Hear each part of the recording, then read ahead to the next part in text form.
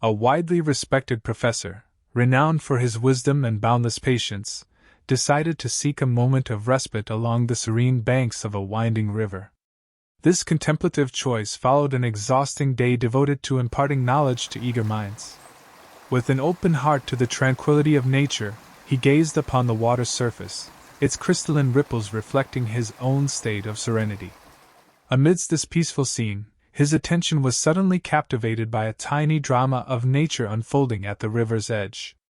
A determined scorpion, its black form vividly contrasting against the earthy backdrop of leaves and branches, struggled against its natural prison of twigs and foliage.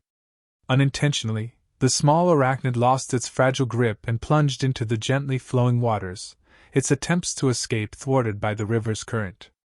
Observing this, the professor's empathetic instincts came to the fore. Moved by compassion, the professor's hand extended towards the water, a lifeline offered to the imperiled creature. However, fate was not so kind. In the very moment the scorpion felt the touch of salvation, it reacted instinctively. Its venomous stinger struck the professor's skin, inflicting a searing pain that radiated through his entire being.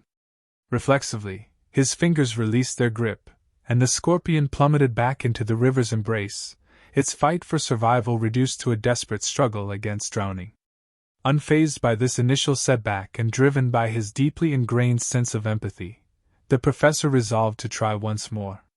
With measured determination, he extended his hand once more towards the struggling scorpion.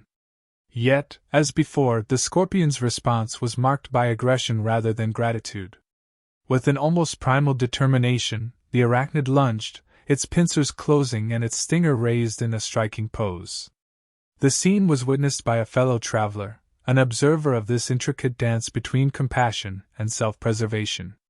This observer, driven by pragmatism, approached the professor with a gentle inquiry. "Excuse me, sir, but do you not see that your efforts are in vain? The scorpion's nature compels it to sting, even when salvation is within reach. Moreover, it has already wounded you once. Surely it is not deserving of your benevolence." Meeting this skepticism with a composed smile, the professor responded with a calm voice.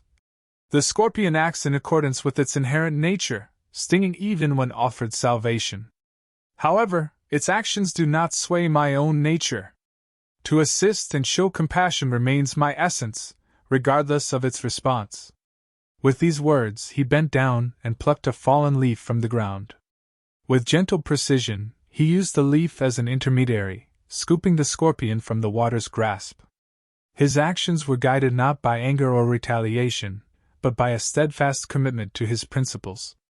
As the scorpion rested on the leaf, the professor released it back onto the shore, allowing it to scuttle away. This riverbank parable reminds us of the importance of standing firm in our core principles, even when faced with negativity or aggression. It urges us to remain true to our nature of kindness and understanding, refusing to be swayed by the actions of others. As echoed in the wise words of the book of Matthew, chapter 18, verse 15. "If your brother sins against you, go and tell him his fault, between you and him alone.